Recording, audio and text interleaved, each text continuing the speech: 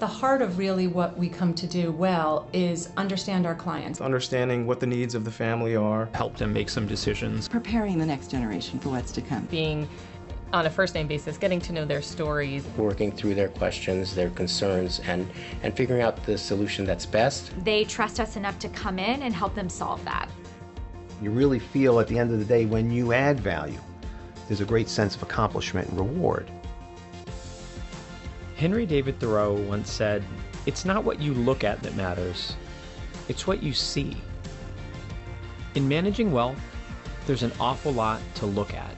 Taxes and trusts, family meetings and bonds, and everything in between.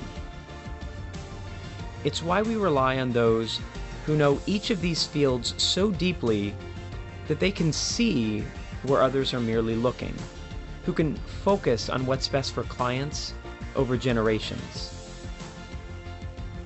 After all, that's what expertise is.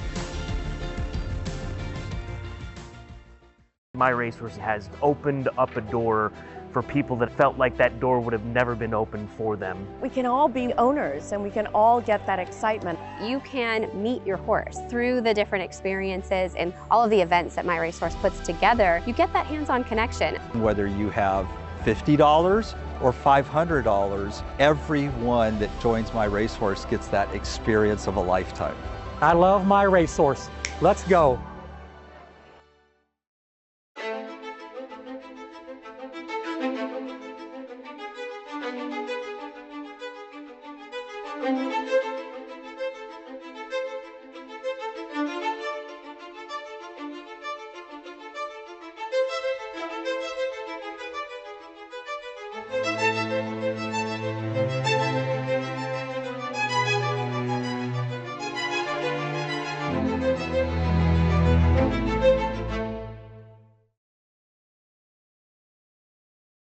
Okay, I'd like to welcome everyone to the 2025 Virtual Thoroughbred Owner Conference Series, and I'm Gary Falter with the Jockey Club, and this is the 7th panel in our series of 10 panels that take place this year.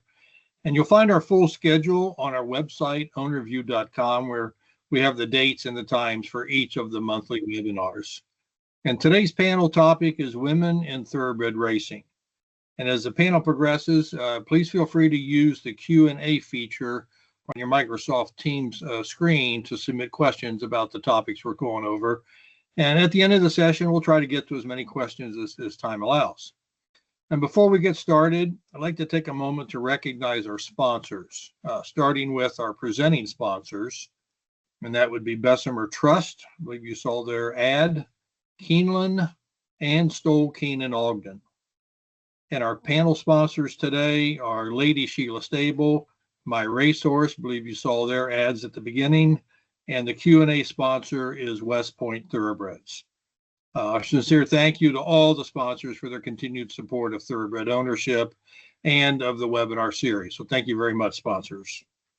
So today we're here to talk about the influence of women in thoroughbred racing, and we're fortunate to have, right now we have 3 successful women. We've got a 4th. We're trying to get some technical issues worked out, but they're going to give us their views and experiences in thoroughbred racing. So I'm going to start by introducing our speakers. First of all, Stephanie Haranis. Welcome, Stephanie. Hi, Gary. Thank you. Thanks for having me on. Here. So Stephanie, she owns Haranis Racing with her husband Costa, including Eclipse Award winners Accelerate and Stellar Wind. And she's the CEO of the Women's Horse Racing Association. And I believe yesterday you had a nice winner at Del Mar, Full Serrano. We did. Thank you. Yes, it was exciting to see him come back and have a really nice win. Yeah. So next, I'd like to introduce Maggie Moss. Welcome, Maggie. Hi. So Maggie's a trial lawyer by profession and a very successful thoroughbred owner.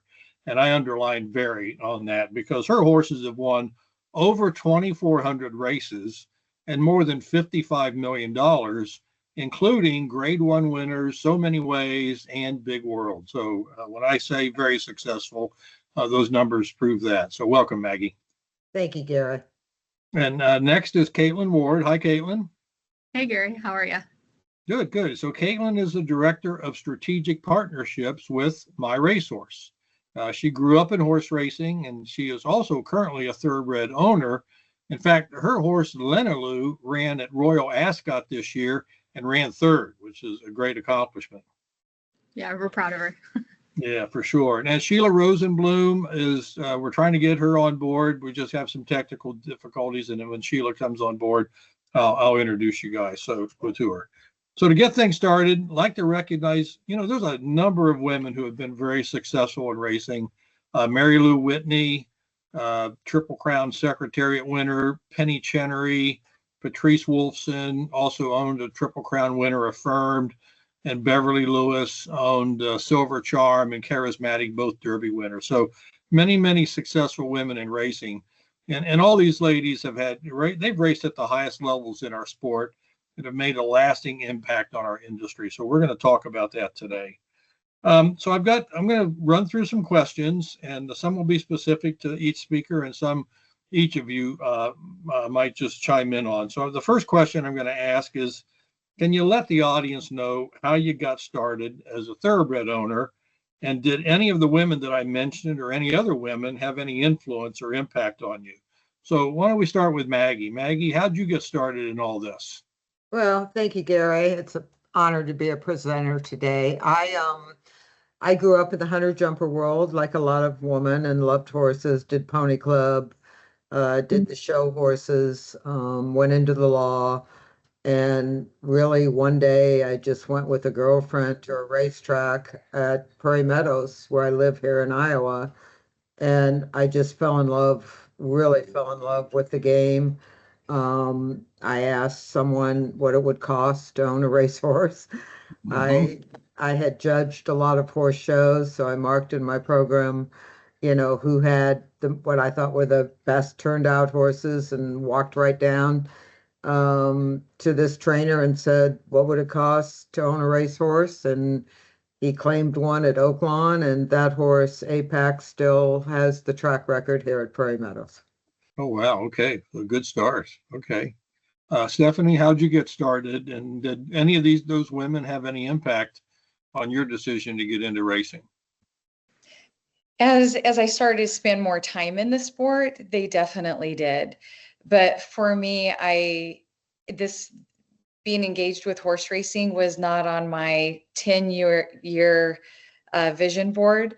I did grow up in agriculture, but not around horse racing. I was hijacked by this Greek man named Costa Hronis about 13 years ago. And at that time, Hronis Racing, the stable, had just pretty much gotten started. Costa and brother Pete had claimed their first horse in 2012, and that's when Hronis Racing got off the ground. But they did grow up going to the track. Their Yaya from Pasadena loved taking them to Santa Anita. So as little kids, that's where their dream started.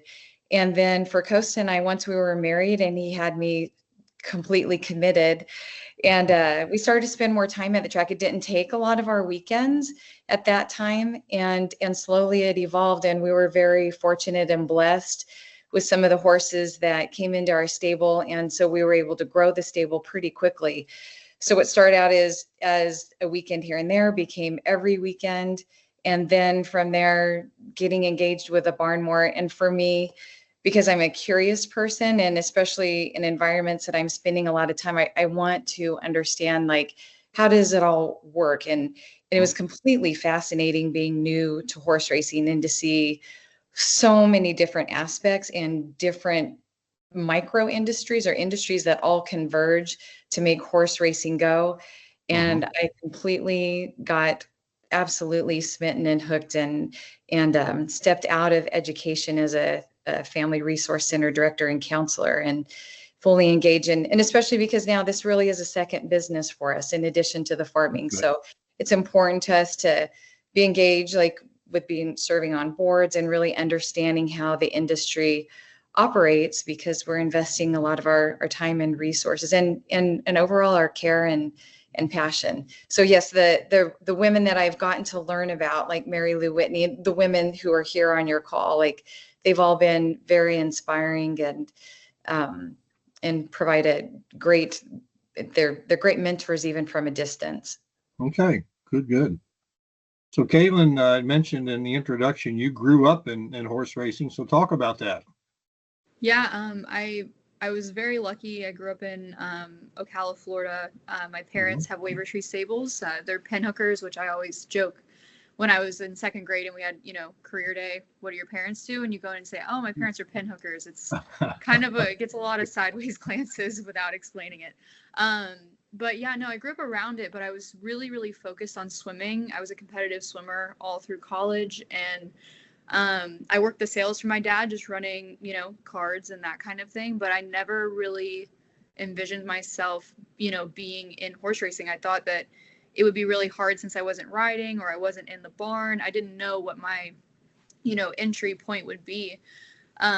So actually COVID was kind of the reason I came full circle back into it. But yeah, I definitely grew up around it, but not super involved in it when I was younger. Okay. All right, good. So just for the audience benefit, explain what pin hooking is.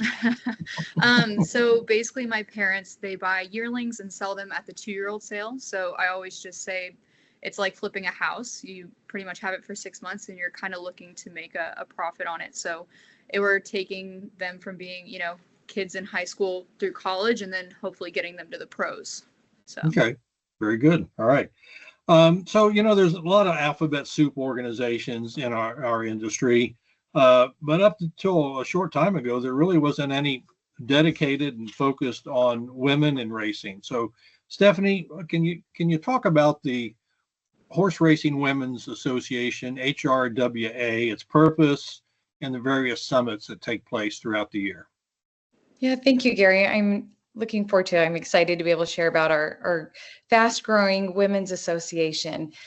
I find it really interesting that for a sport that's existed in the States for literally centuries, as far as I've been able to look, there hasn't been a professional development organization like you might find in other industries that do focus on the women. So our purpose is that we really work to strive towards with everything that we plan is to uphold our 3 pillars. And those are to engage, to elevate, invest in the women of our sport.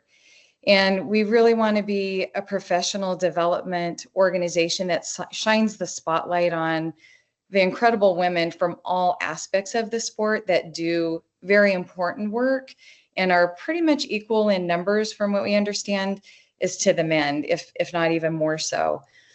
And I think kind of a good way to correlate it that people can relate it, the Women's Association to, it's kind of like the golf course, like why people conduct business at the golf course, or it helps to lead to business opportunities. Being at the golf course together, it's a great chance to network, build relationships, learn about each other, and you can call on those relationships later on in your business endeavors. And so that's something that's been really exciting. I call it like our paychecks because we are an all volunteer organization. When we hear from women that have attended our conferences or our smaller events, conferences formerly called the summits, how they've really been able to pull on the networking opportunities that they've had. They've had quality time to connect with other women in the sport that maybe they haven't been able to previously. And also with our speakers, which Maggie is one of our conference panelists coming up in October. Very excited about that. So with our speakers and our keynotes, we do ask that they provide like some nuggets of information because we really want and hope that every one of our attendees is at least going to have a nugget or two that they're going to take away and apply a strategy that they're going to apply to their personal and or professional lives. And by doing that, and the workplace is benefiting from the networking, the gains from listening to the speakers, that they're going to be able to infuse that into their workplaces. And ultimately, we really want to be a constructive part of the sport. We want to be a part of what helps to move the individuals and ultimately the sport forward in a constructive way. Okay. And just a real quick one of my want, wish, hopes that I think will be a real indicator of us establishing ourselves as an organization moving into year 5 in this sport is outside of racing, you will see often professional development opportunities that employers support sending their employees to, and they support by paying for their tickets to attend. It's a paid work day, and then if there's travel expenses incurred. So I would love to see more and more women not having to pay out of pocket, and so they could take advantage of the opportunities to attend our events. Okay, so you've mentioned 5 years. How many women have joined the association? And to add to that, can anyone in our audience become a member, and how would they go about doing that? Yes, so we're officially in year 4, and right now in just our email database, we have over 1,400 women and men that are engaged, and so that's absolutely no cost. They can go to our website to sign up for that. And then the membership is open to everyone. And that's something that the Women's Association, we've really strived to be something for every woman in our sport, whether they're a leader or they're someone who supports the leader or they're striving to be a leader. If they're hands-on with the horses, boots in the stalls, to being executives, it's something for everyone. And we've really worked hard to, and we continue to try to strive so that way everyone feels that they're embraced. And so by doing, to join the membership, all they've got to do is they can go to our website, horseracingwomen.com, and there's information about our membership. It's $75 per person. Part of the proceeds for that do help our Pay It Forward program, and we use some of those funds, that is to help people who want to attend, especially our summit and our events. If it doesn't quite meet their budget, then we have funds available to help pay for those. So it's open to everyone. So how many conferences do you hold in a year? Do you hold a few? Do you go around the country? We do. Yes, we have. We set out after that initial summit that we had in 2022. We set out really quickly. So we've covered a lot of the country, and it's been great. The women that we've met, we've gone, definitely we started in California, and then we've been to Florida a couple times, Saratoga twice. It was great. We went up to Woodbine this year and engaged with the women there. And then we're bringing the large conference to Kentucky, to Lexington, and hopefully we'll get to the Mid-Atlantic soon. And this isn't just women owners. These are all women from any aspect of our industry. Am I correct in saying that? Yes, yeah, 100%. Okay. And if somebody's just starting, like we're trying to connect like with the UK students right now, U of A students. So anywhere from students to people who have been in for decades. Okay. Very good. All right, we'll come back to that. I'd like to move on to Maggie. So Maggie, in 2007, you were named the TOBA National Owner of the Year, and I was actually at that TOBA Awards banquet, and that's great. Tell the audience, what was your reaction to win this award, and what's it like to be such a successful owner? 2,400 wins. You are unmuted, it says. Gary. Oh, hold on, Maggie, just a minute. Did I hear Sheila step in? Oh my God. Thank you. Yes. Oh my God. I am challenged. Okay, well. I hope I do better in racing than my electronic skills. I'm so sorry. So Maggie, if I can pause for a second just to introduce Sheila. So Sheila, glad you're with us. You own Lady Sheila Stable. You won the Eclipse Award in 2019 with La Verdad. And I understand that you had a filly yesterday when at Saratoga, Arenata, in her first start, which is a granddaughter of La Verdad. Am I correct in saying that? I'm still elated, flying high. Yes, it's her granddaughter. So that was very emotional, being that I'm so smaller, and to have a homebred. It was very exciting. Okay, great. So we're gonna go back to Maggie, and then I'm gonna come back to you, Sheila, with some questions. Okay. Okay. So Maggie, 2,400 races. I mean, what's it like to be owner of the year on the national level and to win so many races? Gary, it was a lesson, and if you were there, and I'm this little girl from Iowa and the Sheik of Dubai, and I remember Paul J. Radham, and I'm going, what am I doing here? And interestingly enough, as a woman trial lawyer, at the time I was doing trial work, it was a really male-orientated type of business. There weren't many women trial lawyers, and someone had said to me that no woman had ever won, this national most races won. So I did set out to do it, and it was one of the hardest years of racing that I've experienced in 25 years. There were 15 trainers, and I remember like it was yesterday, the type of work that went into that was much harder than trying a multiple products liability case. It took so much work, day and night, and it was an objective, thinking at the time no woman had done it. And I remember actually like it was yesterday on December 31st. I even remember it was Indian chant, and I remember him crossing the wire in California at Santa Anita.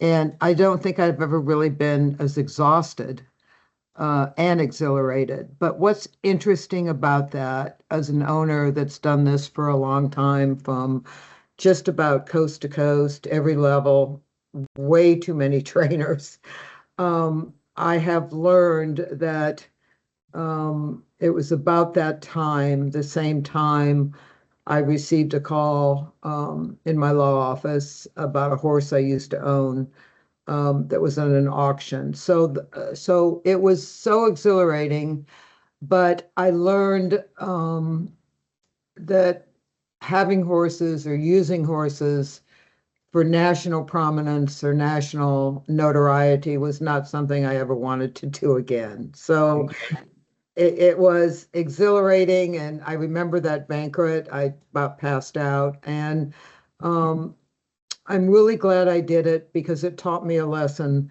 of how I wanted to proceed as a racehorse owner moving forward, and the type of values and treatment. And to be honest, I think went on to be leading owner at Churchill and Aqueduct, and I reached a point that I felt I wasn't valuing the horses for national prominence. So I changed my whole racing operation. Okay, all right. So as an owner, you're pretty active in your stable. So just give the audience an idea of, how much time does it take for you from your other interests, like practicing law or other things you like to do, to oversee even a much smaller stable than you had back in that 2007? Well, I agree with Stephanie a lot on all the doors and all the windows and all of the learning that you need to do if you want to do it. So I was practicing law full time, and I was really doing some pretty intense trial work when my partner came in one day and said, look, you need to pick what you want to do, because it just wasn't working. It was 24/7. So the type of time spent on doing the racehorses was actually more time than being a lawyer, because I wanted to learn everything. I wanted to learn patterns. I wanted to learn who the good people were, what was the valuable roads I wanted to go, all about the horses. I was very lucky that my dad had me go to Pony Club when I was 10 and wouldn't let me own a horse till I learned about horses. So I was so fortunate in having such a working knowledge of horses. But one of the most important things in running my stable is obviously taking care of the horses, being on top, looking at the vet bills. The amount of time to answer your question is, and it's a passion. So I probably spend 5 to 6 to 7 hours a day now, even with a smaller stable. But I have a saying that if you love something, the success will follow, or the money will follow. If you love the money, nothing will follow. So having that passion and love for horses and taking the time to want to learn everything as an owner, I believe you need to learn, is probably one of the most rewarding experiences. It keeps me alive, it keeps me healthy, it keeps me vibrant.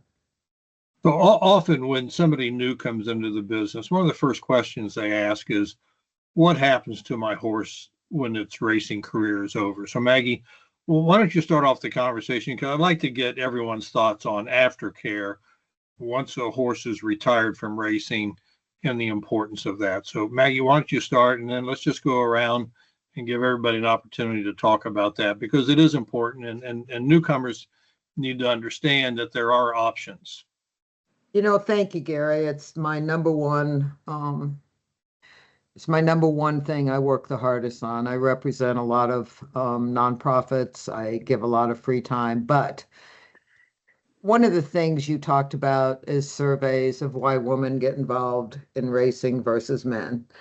And one of the things that I think is marketing and I think is very important is we obviously love the horse. And I'm not saying you have to love the horse, but you got to respect the horse. And you've got to respect that it's the horse that is the tantamount number one thing that brings everybody horse racing, the gamblers and everything.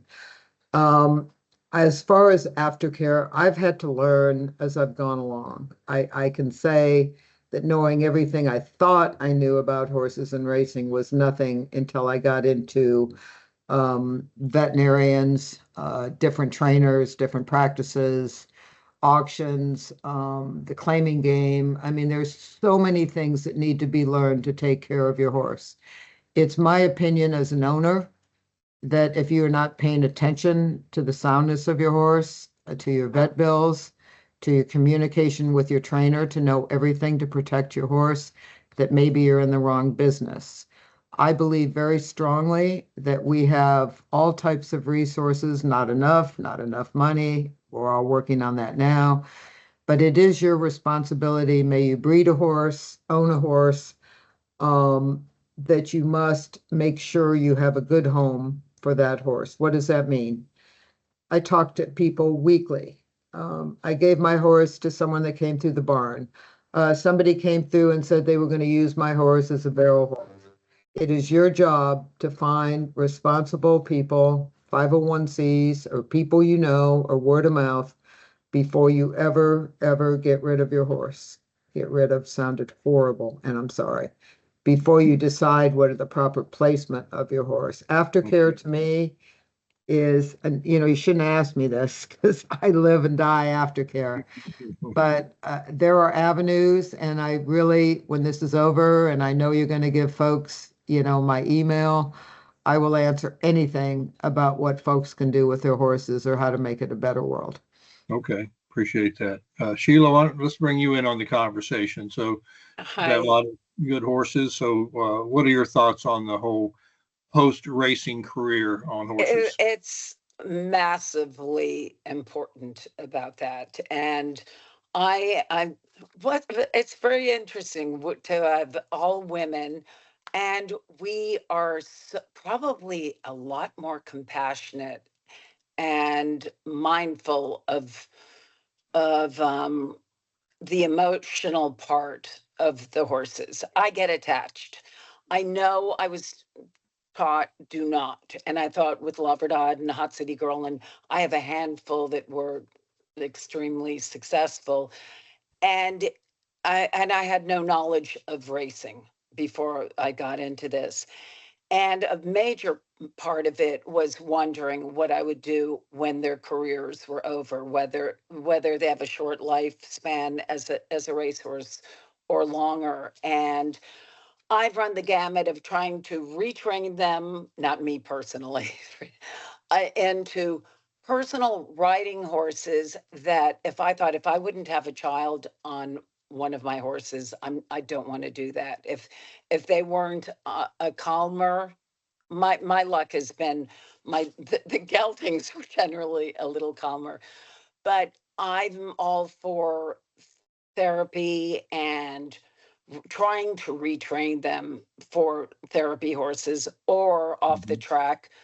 I've taken a couple and turned them into broodmare prospects, and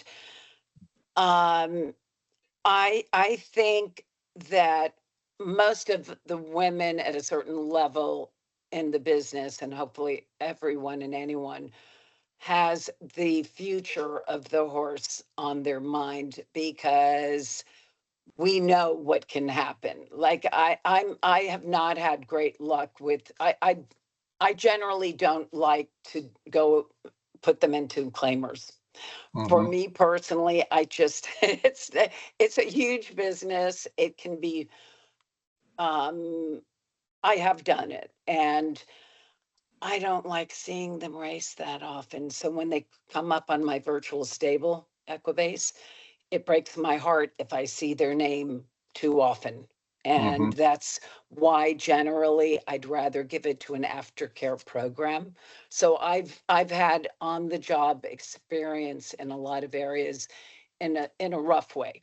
I mean, it can be great or very challenging. So aftercare is the best way for me to go and to have the horse either in a pasture or being retrained for someone who doesn't need to race it anymore. So that's what I think. Yeah. Good. Well, and we're going to spend a little more time on this topic because it is so important. Caitlin, you know, you've got 100,000 plus clients. I'm sure many of them want to know what's going to happen to the horse that I bought a micro share in, even though, you know, it's a very small percentage. So how does my racehorse handle aftercare or the second careers of their horses?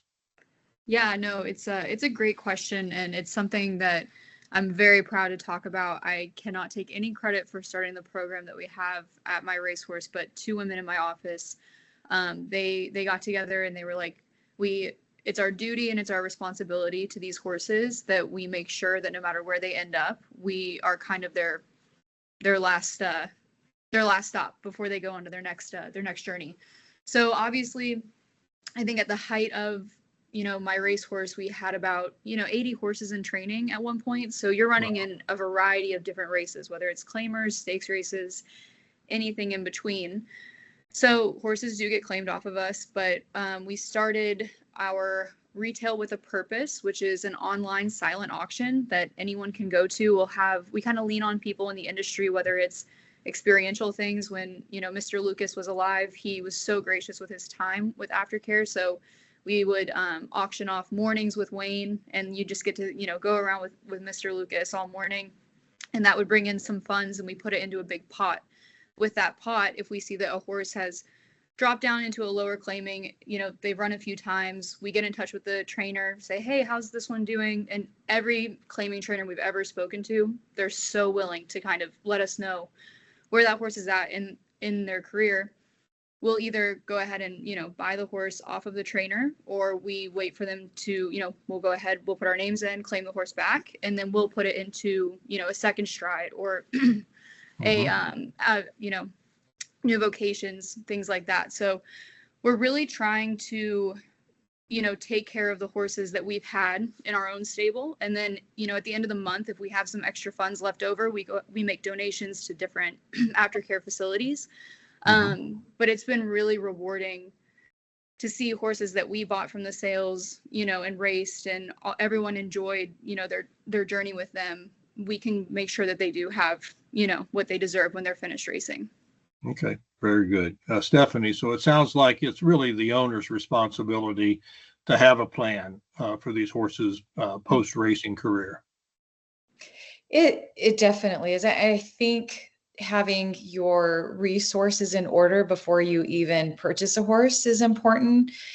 The relationships of trust that you have in your trainer, in your vets, and then the aftercare partners that you develop, I think that that's really important to really have that in play before you really need it and are in a desperate situation.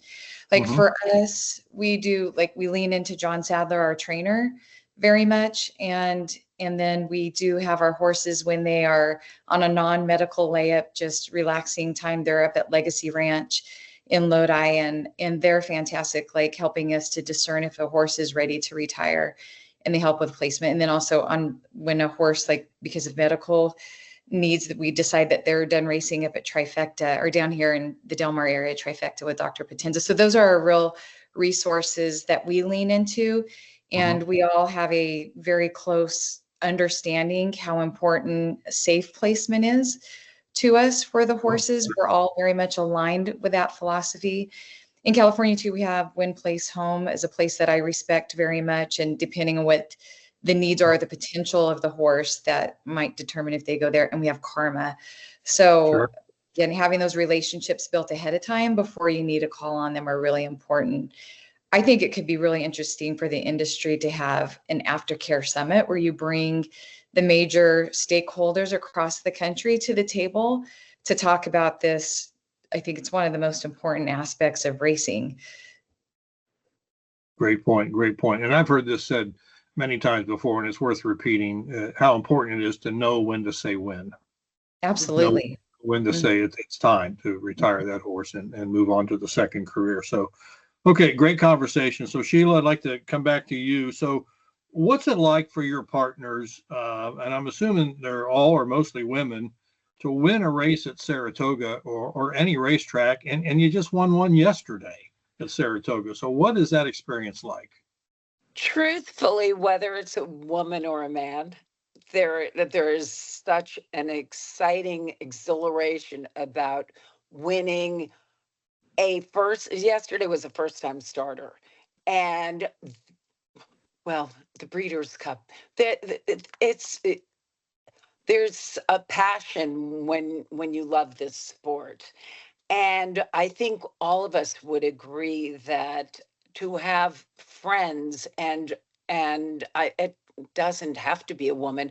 That's how I started my partnerships, though. And it's just a friendship. It's an excitement. It's whether it's Saratoga or Aqueduct or Kentucky or Ascot. The fact is, to be in a win circle, we all know how rough how difficult it is to get there.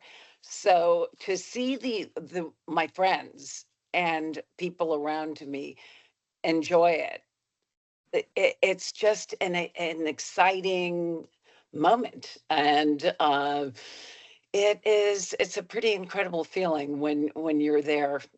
And although yesterday I wasn't there, and I was I was in Montauk. Oh no, excuse me, I was in LA. And it was so exciting to just know I could watch it. And it's a beautiful moment. And friends and women all enjoy it. It's a great thing. Well, and that's a great point, because years and years ago, you had to be at the racetrack to see your horse win because there wasn't the live streaming. Now an owner could be just about anywhere and watch their horse race, and that's a great thing. Yeah, that's true. So what's the primary emphasis for like a partnership like what you have, I'll call it a racing syndicate?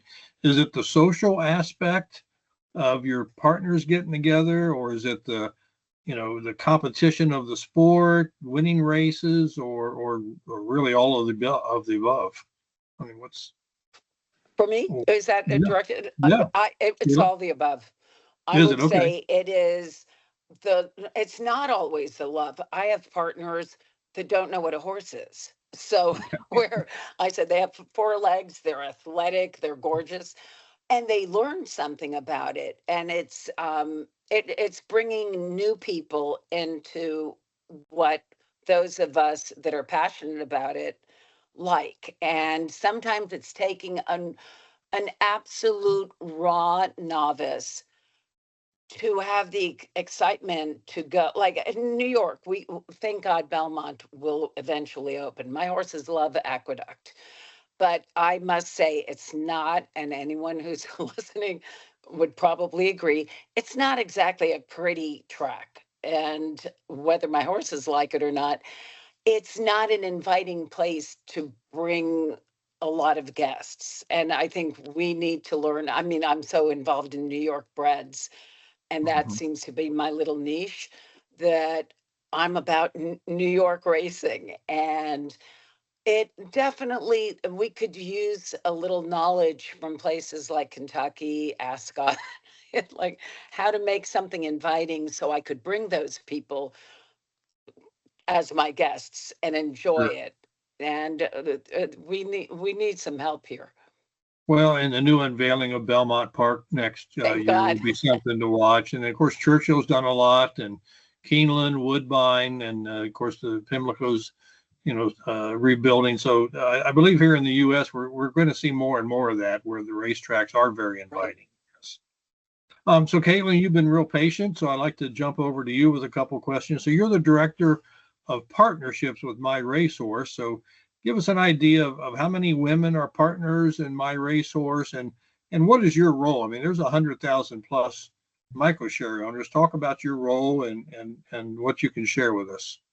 For sure. So My Racehorse, we've got around 100 to 110,000, registrants here in the U.S. So we're looking at about a 40% number for women a part of My Racehorse, which is a pretty strong number in our opinion. With all those people, so my job, I was brought in right on the heels of what I call the authentic boom. So authentic happened and it kind of skyrocketed My Racehorse. And when I started, I don't necessarily think there was a position for me. And then all of a sudden it just, kind of turned into events and experiences, kind of boots on the ground with our customers, because now they could go to the races. When My Racehorse was really, starting out, especially getting big with authentic, no one could go to the races.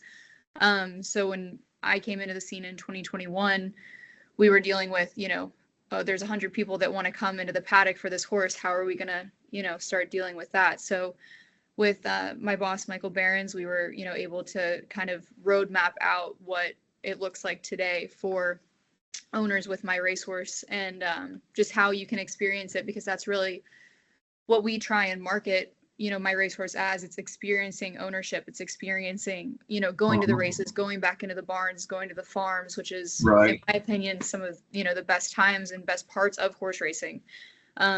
Like my mom said when I was really little, she's like, you win some and you lose a lot, so you better be good at losing. So we've really kind of taken that on and made sure that everyone has a good time, even when, the result isn't what you ideally want.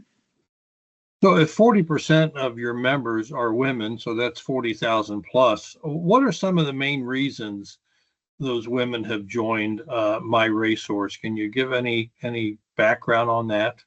Yeah, I think, they're just as passionate as, anybody about wanting to win and wanting to, place bets and handicap and all that kind of stuff. I think, the social aspect is also a huge thing. One thing that I've really enjoyed seeing, especially working in experiences for me. So, I plan our international experiences. We've taken groups to Dubai, to Ascot, and also, just stateside. But we'll go to Dubai and there's, 14, 15 women that are traveling alone to Dubai in a group, with us. So you're seeing, I think it's almost a way that you can access horse racing without having to go to the track or travel on your own and things like that. So that's been a really cool thing to see in ways, that you can get in, even if you're like, oh, I don't really have any friends that are interested in this, or my family doesn't necessarily want to go, but I want to go. So we've become a really, cool outlet for that.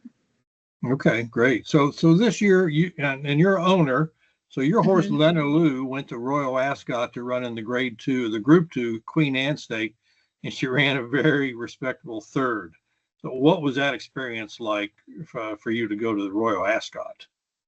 It was like a culmination of many factors. She was actually a birthday present to me from my dad. She was selling on my actual birthday in January. She was hip number 26 on my 26th birthday by my dad's stallion.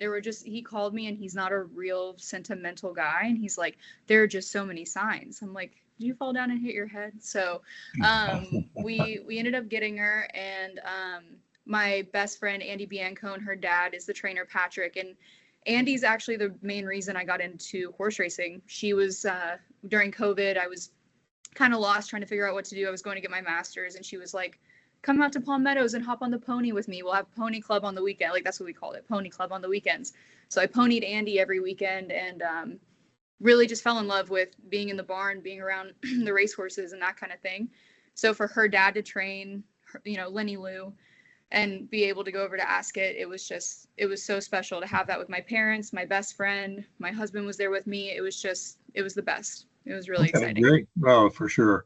So audience, we've got about another 15 minutes with the panelists with my questions. So if you have a question for any of the panelists, please use the Q&A button that's on your screen, and we'll get to those at the very end. So here's a question for all of you to think about. About 12 years ago, there was a study done, many owners in the industry and their experience as owners. And so one of the questions for the focus group was, why did you get into racing and what keeps you in the game?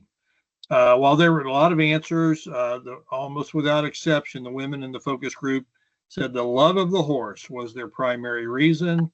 The men in the focus groups, it was the competition and the satisfaction of winning races was their number one reason. And not a single owner said winning purse money was their primary reason. So does this still hold true? I mean, Sheila, what do you think? I mean, is this It's the something? love of horses. And for me, I was a ballet dancer and knew nothing about horses other than I adored them. And I started doing dressage lessons, which is the ballet on horses. And the father of my children saw me on this magnificent schoolmaster, Grand Prix schoolmaster horse. Everyone would have looked good on that horse. But he said, I want to get you a horse like that. And I said, honey, I'm not good enough. And it was an Olympic instructor that was teaching me. And I said, I happen to love them, but I don't want to be a serious dressage rider. That's not what I'll do. So I said, wait a second, are you serious about buying this horse? And I said, could I get a few little yearling young horses? And that's how it started. So that was about 12 years ago. I got those few horses, the 4 or 5 horses turned into a couple more, and I wouldn't have named it Lady Sheila Stable had I known it would that was a little too presumptuous and obnoxious, but we had a boat named that. So one thing led to another, and the one horse and the 2 horses, it turned into what they are today. And I just fell in love with horses. Okay, good. Yeah. So Maggie, what do you think? I mean, does that still hold true that most women get involved for the love of the horse and men are more about the whole competition thing? It's not a good question to ask me about men. It's all right.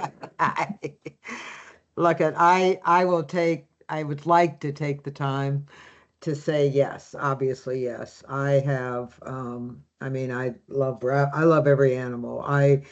My favorite time's in the barn. I love the horses. I still love them. They are my lifeblood. But I do want to say real quick, in case it doesn't come up, that it's important, if you love horses or you love racing or whatever, as any participant in this,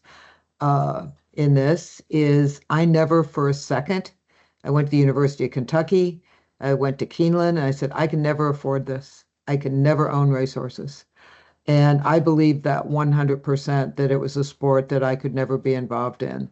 So I want to make it really clear that you can do it. You can be involved, and we need to market that woman can certainly be involved in it. You don't have to marry a really rich person, or you don't have to inherit a fortune.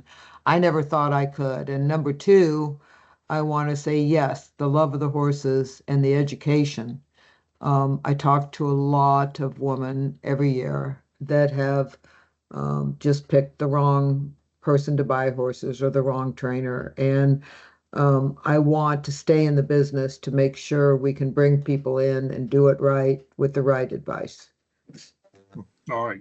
Excellent. No, I don't know if that answered your question. It did. It did. No, okay. I love the points you wanted to make about anyone can truly be a part of this industry. And I think with my racehorse as a stepping stone, we're seeing that. So Stephanie, what's it like between you and your husband as far as why you're in this? Is it same reasoning, or do you guys have different goals and different reasons? I kind of liken it to a Venn diagram. I think that there's some overlap and similarities, and then there's some differences. And I think that for women, we're more competitive than maybe what we're given ourselves or what we're given credit for. I think definitely at the core, it's about the horse and the animal. Mm-hmm. I'm going to just speak very generally. I think that as women, we do see things more broadly, and we're nurturers by nature. And so to the points that I brought up earlier, and Maggie referenced also, like, we pay attention to the whole picture. We're paying attention to the care of the horse, what's happening into the barn, even how are the workers being taken, everything that funnels and feeds into the horse getting to the track. And so when they get to the starting gate and make it to the finish line and are safely home, that's, I think, all the whole bundle of the thrill of it. And if there's a win in it, that's absolutely fantastic. And you soak it in for those 30 seconds because it starts all over again as soon as they get back to the barn. But yeah, I think that there is a thrill of it for women, but maybe it's a little bit more encompassing, and that doesn't hold true for all men and women. So again, speaking very generally. Okay, very good. So something I believe for a long time, that we could grow the number of owners in our sport by engaging more women to be owners, to be honest. There are many affluent, successful women in the U.S. that could become racehorse owners, but are not. Maggie just hit on that. And I think it's safe to say that a large percentage of these successful women were horse-loving young girls. I raised 3 daughters, and they were all horse lovers and still are. So what can we do as an industry to bring more women into the sport that we all love so much? Caitlin, why don't we start with you? You know, I think for me, one thing that we've always really tried to do with my racehorse is build what we like to call emotional equity in the horses. So through our owner updates, we try and show their personality. We try and build the connection that, you know, the groom has with the horse and really showcase that. And I think through that, when people can see how much, not just like hard work, you know, reading a condition book, getting into the races, things like that, when they see how much time and care and love and emotion and, you know, everything that really does go into it in the behind the scenes, I think that really could interest people that might just see, oh, well, that's just for people that want to gamble. That's just for people that want to go to the racetrack. It's like, oh no, I am a horse. I love dogs. I love cats. Well, you love horses. You might really, really connect with this. So it's always something that we've tried to do, especially buying horses as a yearling. They get to watch them for a full year before they even go to the racetrack. So we've seen that once they build that, they actually don't. We've done a lot of, you know, studies and stuff. Once they see their horse, put their hands on their horse, or just have those really nice updates, I don't think it matters what they do on the track anymore. They could be, you know, Seize the Gray winning the Preakness, or they could be a horse running in a claiming race, you know, at Finger Lakes, and it just wouldn't matter. So I think that would really get more people in. So Sheila, what more can we do to bring more women into the sport? I mean, you've got your great partnership. There's a few other lady partnerships out there, but not all that many. What else can we do to bring more women into the sport?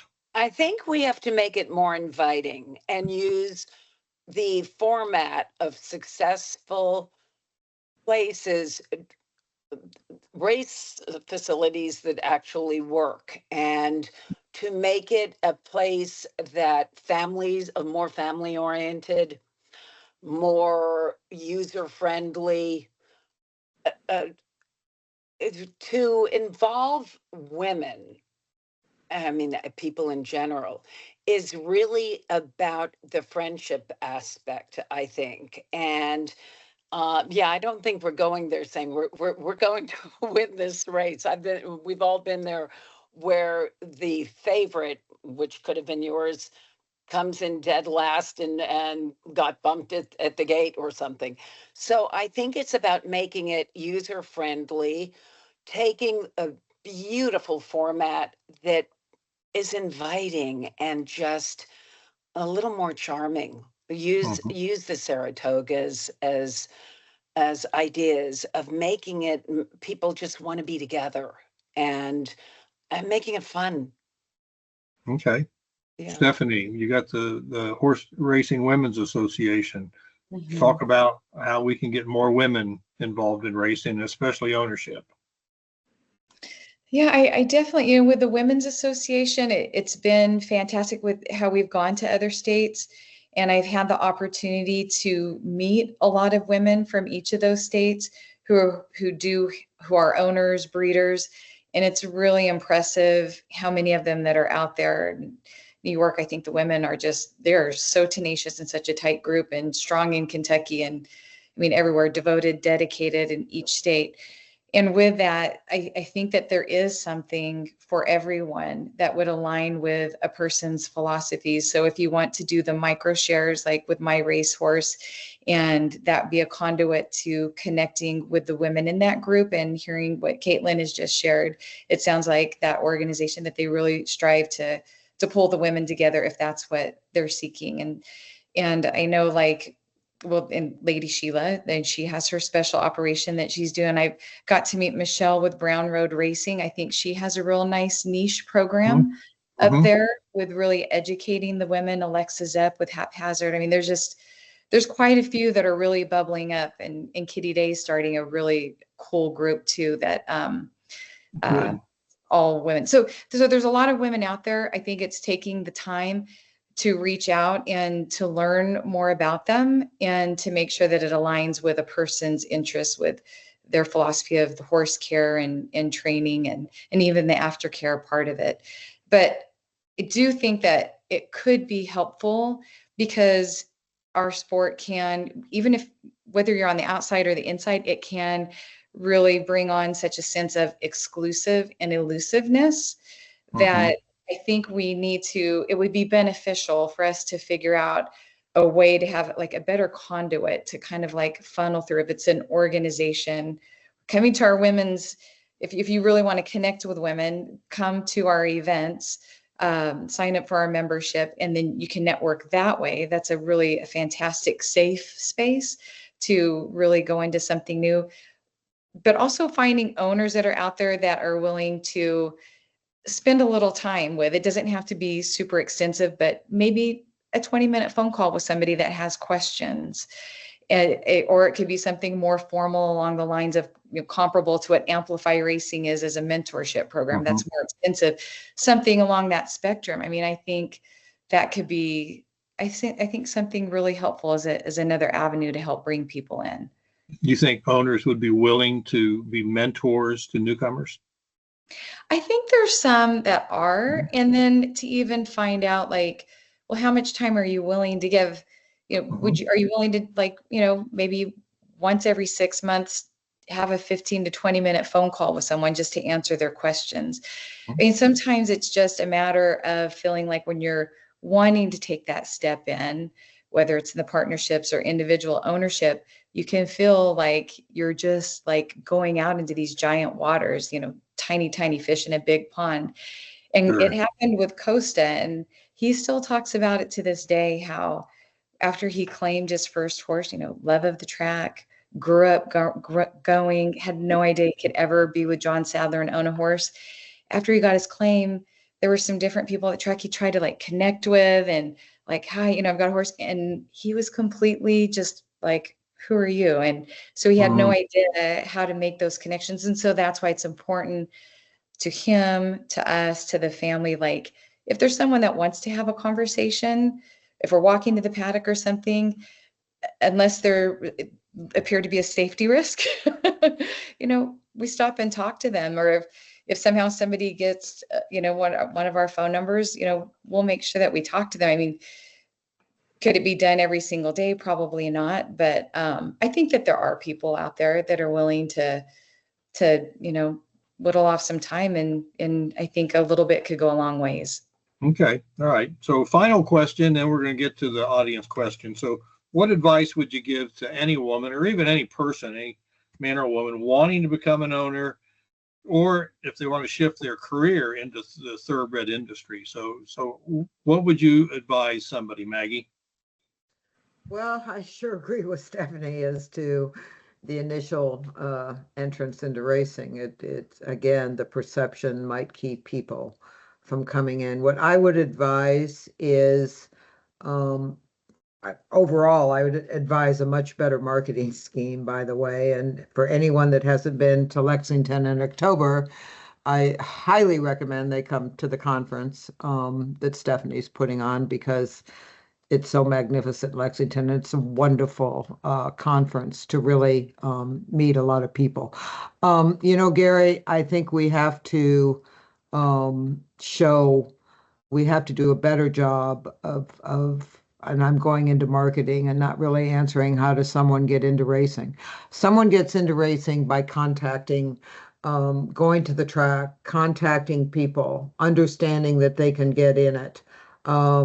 It may it be just going to a racetrack and standing on the rail or asking people, anything that convinces people that they can do it, that it can be affordable. I would like to see, and I wanted to say this at this meeting as far as marketing, and I'd like it to be a real thought process. I have watched David Portnoy, who was not exactly one of the most loved people in the world for his alleged treatment of women.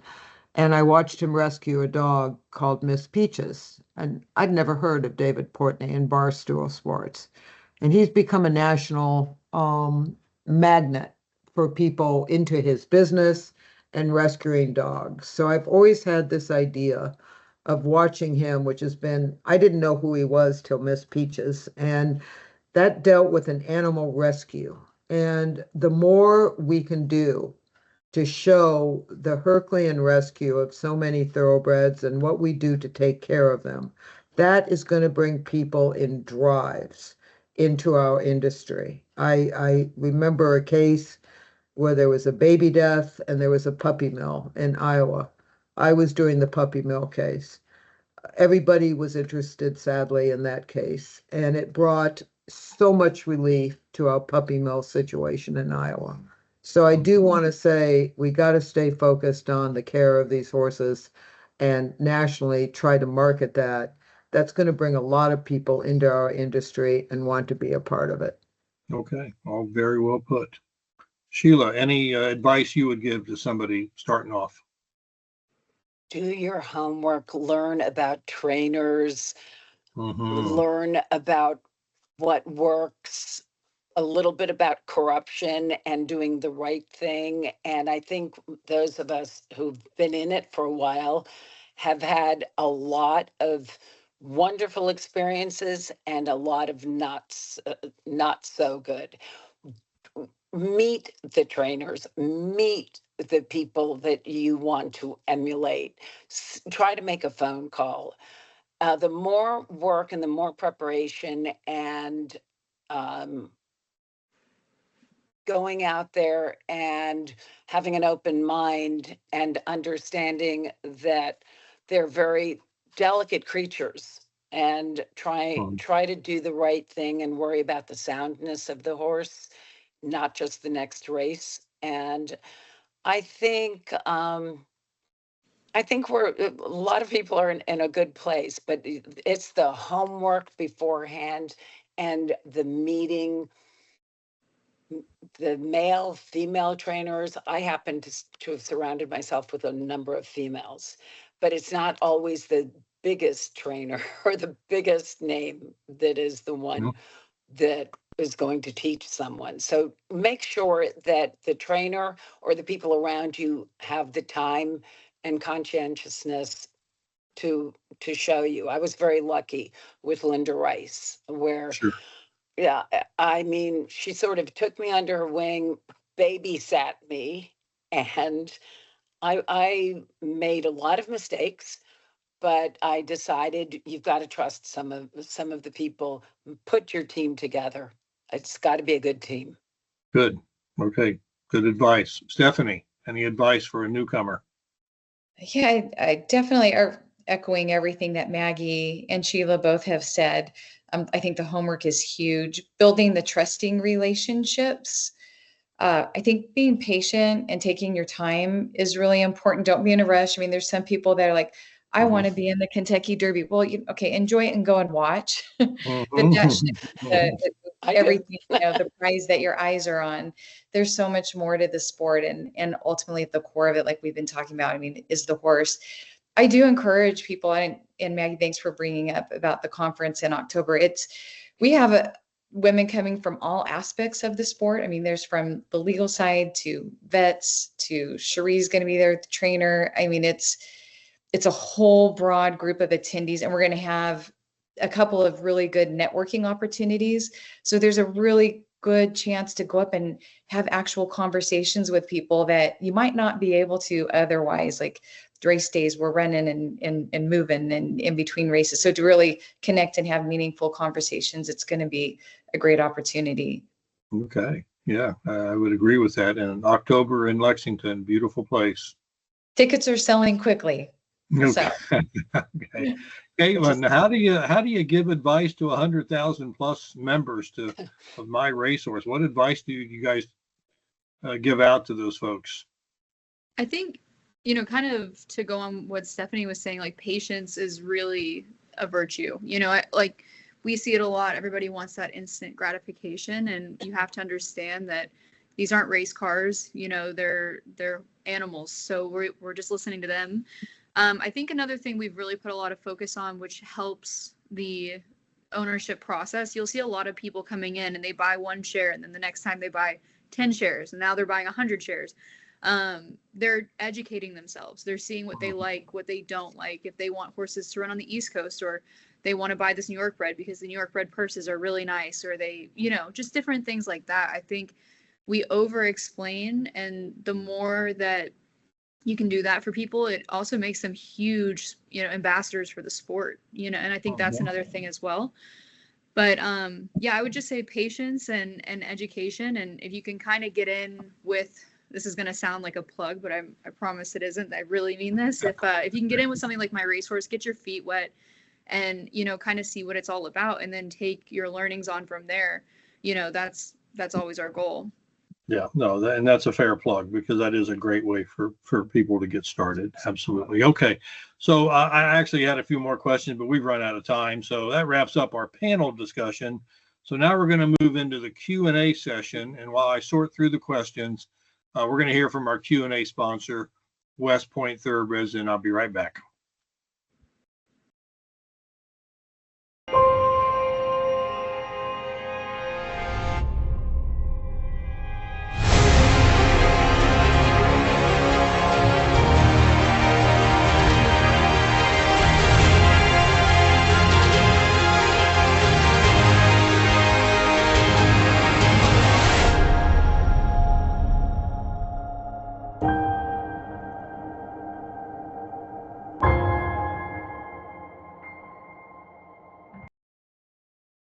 Okay, first question. So this one is directed to Maggie. Maggie, how difficult and risky is it to claim racehorses for a racing stable?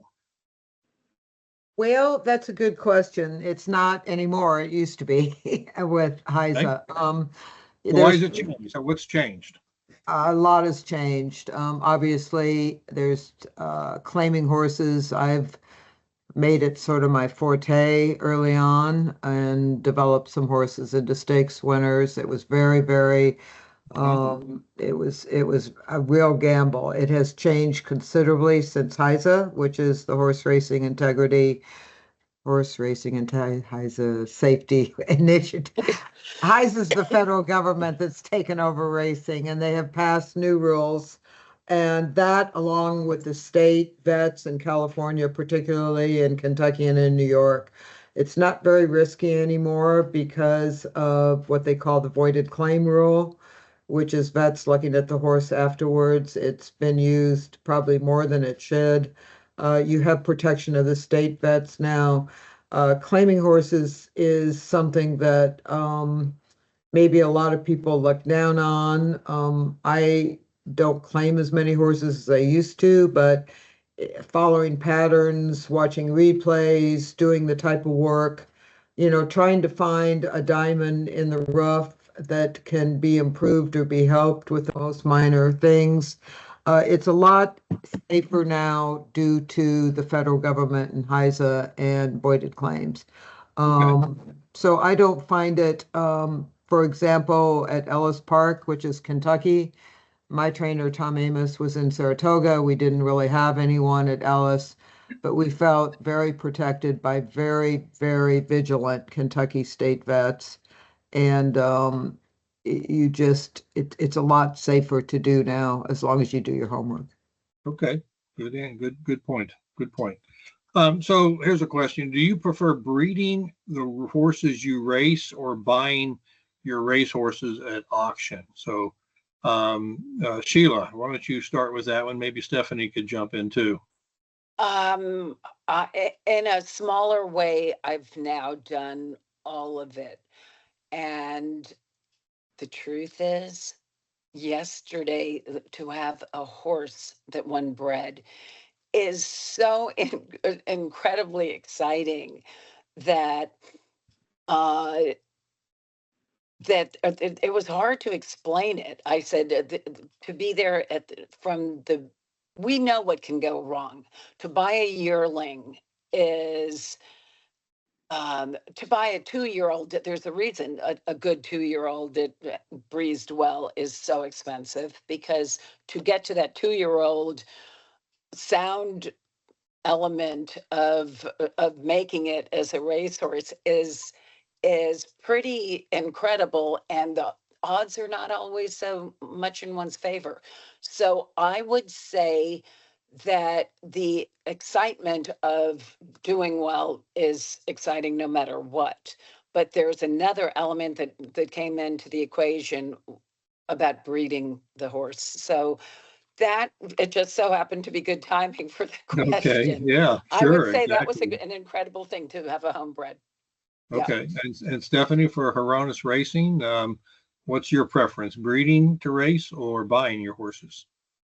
Ours, I would say, is buying. We've tried the breeding just a little bit, and as soon as we got beyond like a couple handfuls of brood mares, it was like bunnies multiplying, and we decided, our lane is the race horses, and we didn't want to get too broad and try to be more than what we could, because it's huge, and we have great respect for the breeders.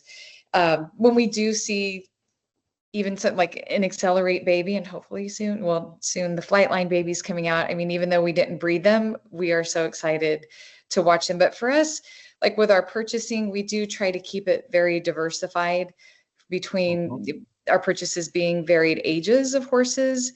We'll do yearlings, 2-year-olds. We really like to try to find horses of racing age. And so not in any way, shape, or form racing.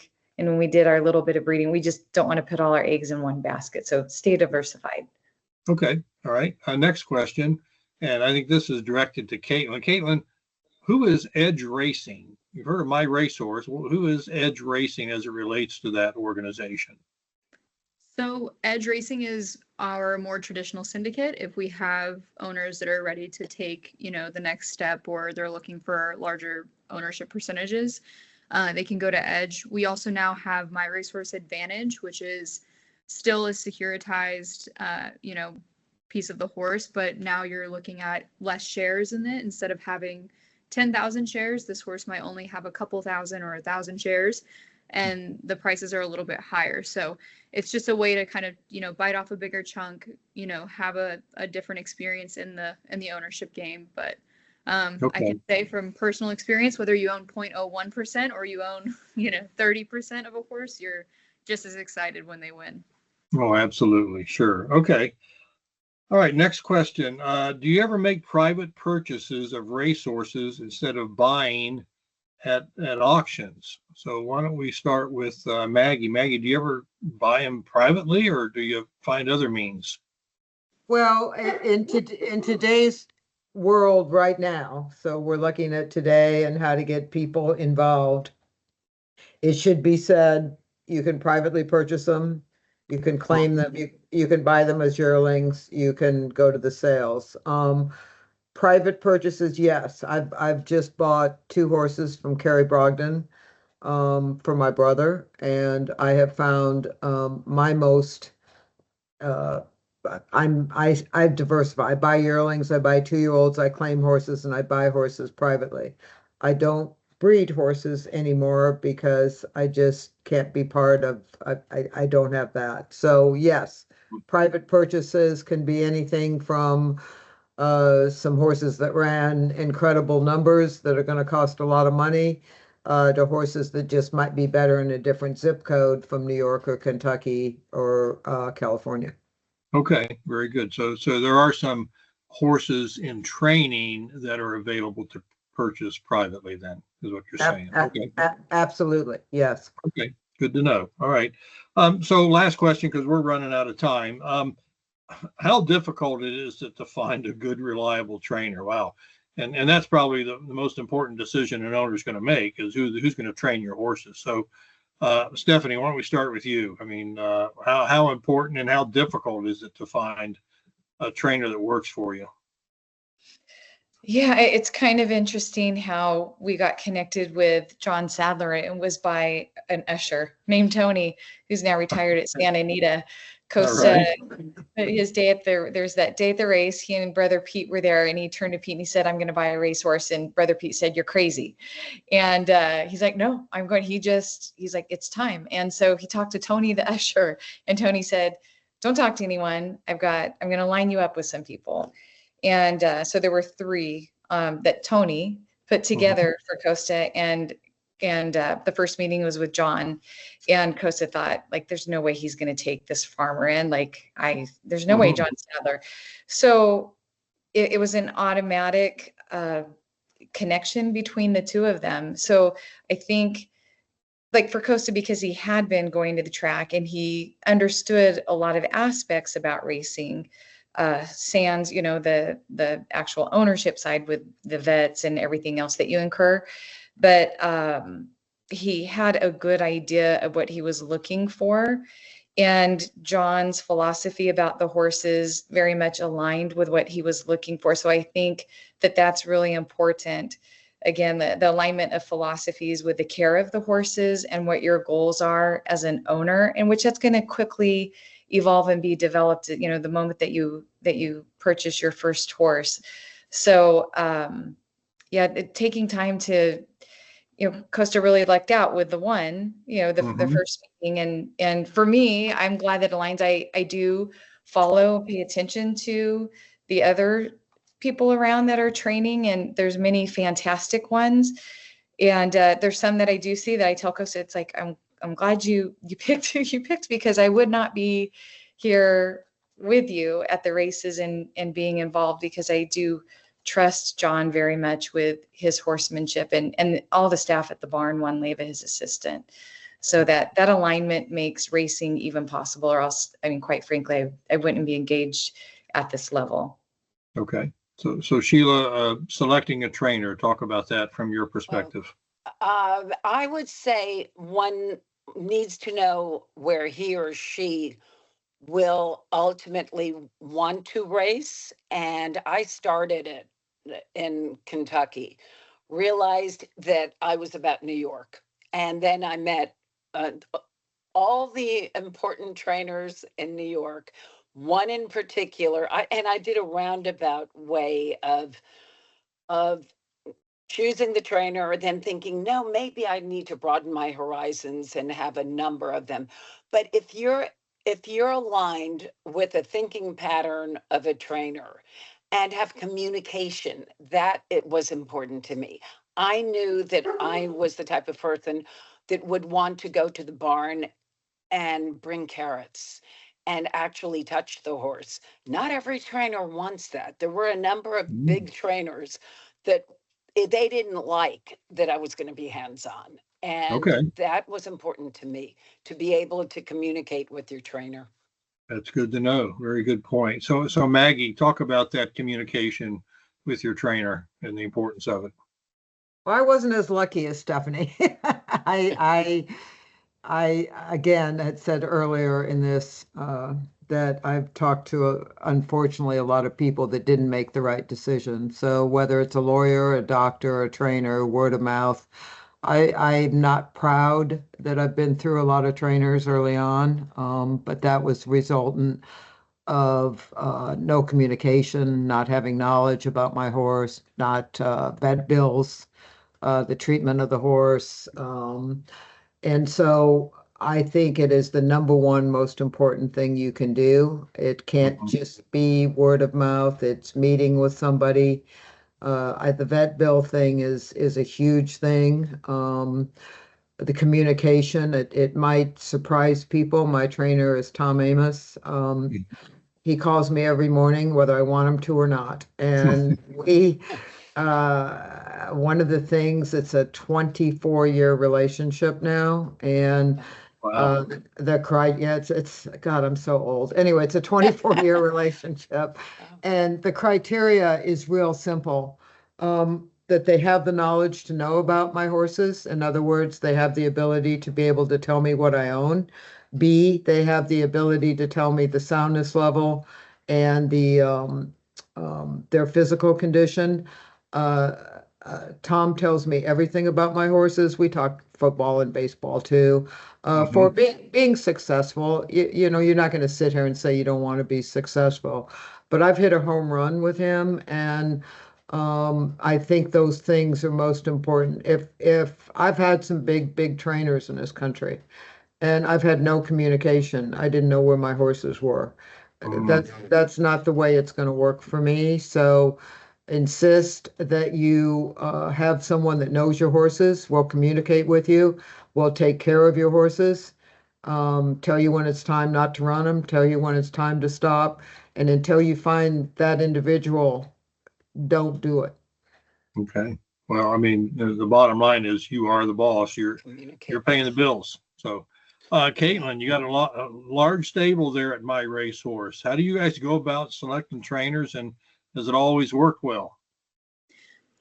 I think for us, we really we buy with intention. So when we're looking at horses, making sure that you're not sending a horse to someone that doesn't really fit their forte. So I think for us, it starts at the sales, and then, you know, we've had a lot of success with our pre-trainers that we use, talking to them, making sure that these horses are going to, you know, somewhere where they're well suited. So you're kind of trying to get ahead of it before you even send a horse to someone and, you know, you don't set them up for success. You know, the thing too is we have very open conversations with the trainers these horses are with. You know, how's this going? Does the horse seem to like your program? No, I'm not really getting enough out of her. Okay, no problem. Let's move the horse on to a different trainer and try it there. So we're definitely not opposed with or to moving a horse to a different outfit, and the trainers that we're with are super open to that.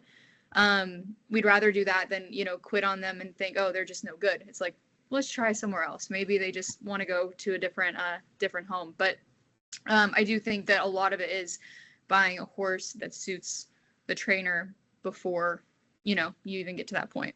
Okay. And I would assume your trainers are open to your clientele visiting with the horse. Most of them.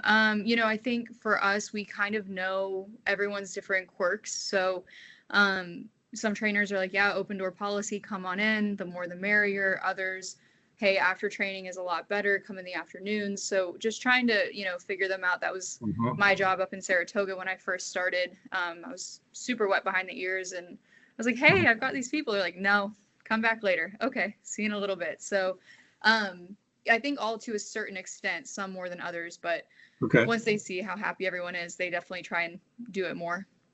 Okay, good to know.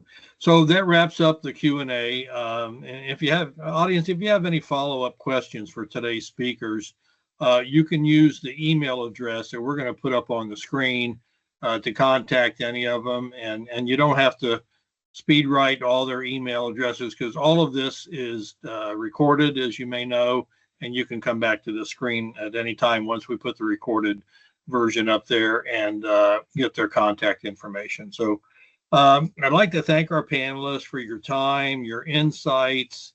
I mean, this is a great, important topic because we have a lot of women involved in our sport. So Stephanie, Maggie, Caitlin, Sheila, so glad you got on board. Sorry we didn't get a chance to see you. But thank you, all four of you, for being a part of this. Thank you, Gary. Thank you, Gary. It was great. I also like to thank our sponsors, My Racehorse. So that's Caitlin, Lady Sheila Stable. That's Sheila. Mostly like to thank the audience for being here, and to all owners for investing in our sport. We have a lot of stakeholders in our industry, but it's always been my belief that owners are the most important and needed participant in our sport. So we'll be back in October with another online webinar. So until then, enjoy the upcoming yearling sales. Go to the ladies meeting in October, the Horse Racing Women's Association, and stay safe. We hope that you visit the Winter Circle and you visit it often. Thanks everyone for being here, and we'll see you next time.